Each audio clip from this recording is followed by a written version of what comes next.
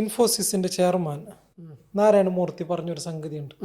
അതായത് working hours 70 hours per week ആക്കണം എന്നുള്ളത്. അപ്പോൾ L&Tന്റെ ചെയർമാൻ അത് പറഞ്ഞത് 90 അവേഴ്സ് ആക്കിയാൽ ഇതാക്കി. അതിന് അനുകൂലമായിട്ടും പ്രതികൂലമായിട്ടും പല കമന്റുകൾ വന്ന്, പല അഭിപ്രായങ്ങൾ വന്ന്, ഇതെല്ലാം വന്ന്. അപ്പോൾ ശരിക്കും ഞങ്ങൾക്ക് പറഞ്ഞു കഴിഞ്ഞാൽ ഞങ്ങൾക്കതൊരു അതിനെക്കുറിച്ച് നല്ല ഡീറ്റെയിൽ ആയിട്ട് ലിങ്ക്ഡിനിൽ എഴുതണമെന്ന് തോന്നി എനിക്ക്. പക്ഷെ എഴുതാൻ സമയം കിട്ടാത്തതുകൊണ്ട് എഴുതിയില്ല. പക്ഷെ അത് നമുക്കിവിടെ പറയാം.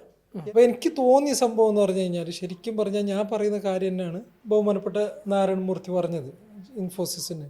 അതായത് ഒരു കമ്പനി ബിൽഡ് ചെയ്യാൻ, അല്ലെങ്കിൽ ഒരു സക്സസ്ഫുൾ ലൈഫ് ബിൽഡ് ചെയ്യാൻ നമ്മൾ അത്രത്തോളം ഡെഡിക്കേറ്റ് ചെയ്യേണ്ട ആവശ്യമുണ്ട്. അതാണ് നാരായണമൂർത്തി അന്ന് ആ ഇതിലൂടെ സൂചിപ്പിച്ചത്. ഇന്ത്യൻ സ്റ്റേറ്റ് ഓഫ് മൈൻഡിൽ ഇന്ത്യൻ യുവത്വത്തിൻ്റെ സംഗതികളെല്ലാം നമ്മൾ വളരെ ലാഘവത്തോടെ കാര്യങ്ങൾ കാണുന്നു. അങ്ങനെ കാണാൻ പാടില്ല, വളരെ സീരിയസ് ആയിട്ട് വർക്ക് ചെയ്യേണ്ട കാര്യങ്ങളാണ് എന്നുള്ളതാണ് നാരായണമൂർത്തി പറഞ്ഞത്. 70 അവേഴ്സ്, അപ്പോൾ 90 അവേഴ്സ് അത്രത്തോളം ഡെഡിക്കേറ്റഡ് ചെയ്താൽ ഒരു കമ്പനി ബിൽഡ് ചെയ്യാൻ പറ്റും എന്നുള്ളത്. അതേപോലെ തന്നെ എനിക്ക് തോന്നി മറ്റൊരു കാര്യം, മലയാളത്തിലൊരു ചാനലിൽ പല എൻ്റർപ്രണേഴ്സ് ആയിട്ടുള്ള ഇൻ്റർവ്യൂസ് സ്ഥിരമായിട്ട് കണ്ടുകൊണ്ടുണ്ടായിരുന്നു ഞാൻ.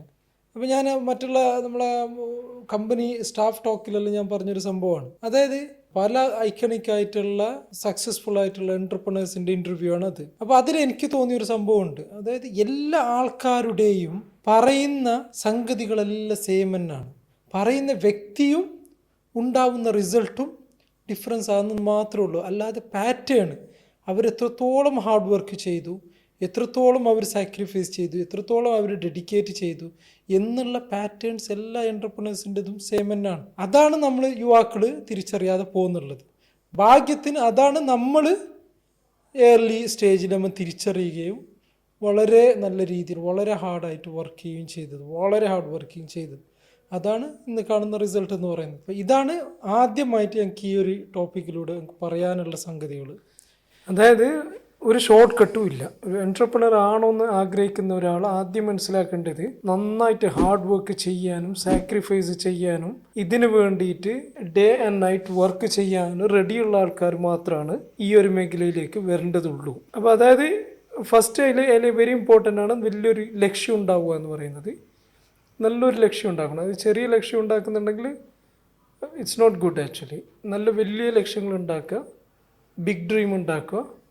അപ്പോൾ then the next question is what you will pay for it. അതിനെന്താണോ നിങ്ങൾ പേ ചെയ്യാൻ റെഡി ആകുന്നത് എന്നുള്ളതാണ്. അപ്പോൾ ചെറിയ ഡ്രീം ആണെങ്കിൽ ചെറുത്ത് പേ ചെയ്താൽ മതി. വലിയ ഡ്രീം ആണെങ്കിൽ ഇതിനനുസരിച്ച് പേ ചെയ്യണം. അത് ആ പേ ചെയ്യുന്നത് നിങ്ങളുടെ ടൈമും എഫേർട്ടും ഹാർഡ് വർക്കും ഡെഡിക്കേഷനും ആണ്. അത് ഈ ഒരു ജേണി എന്ന് പറഞ്ഞാൽ ഒരിക്കലും ഒരു സ്ട്രൈറ്റ് ലൈൻ ജേണിയും അല്ല. അത് വെരി മച്ച് കോംപ്ലിക്കേറ്റഡ് ആണ്.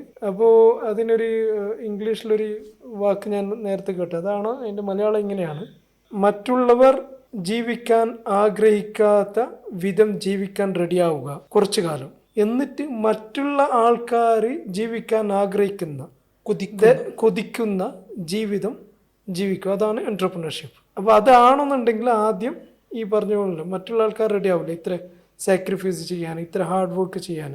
നേരത്തെ പറഞ്ഞ പോലെ 8 to 5 ടൈം ബൗണ്ടായിട്ട് വർക്ക് ചെയ്ത് ഞാൻ എൻ്റർപ്രണർഷിപ്പ് ഞാൻ കമ്പനി ബിൽഡ് ചെയ്യുമെന്നെല്ലാം ആഗ്രഹിച്ചിട്ട് ആരെങ്കിലും വരുന്നുണ്ടെങ്കിൽ ഇറ്റ്സ് വെരി ഡിഫിക്കൽട്ട്. അപ്പോൾ ചില എക്സെപ്ഷണൽ കേസസ് ആരെങ്കിലും ചെയ്തിട്ടുണ്ടാവും എന്ന് വിചാരിച്ചു. ഒരു എക്സെപ്ഷണൽ കേസും ഇല്ല, ഉണ്ടാവില്ല.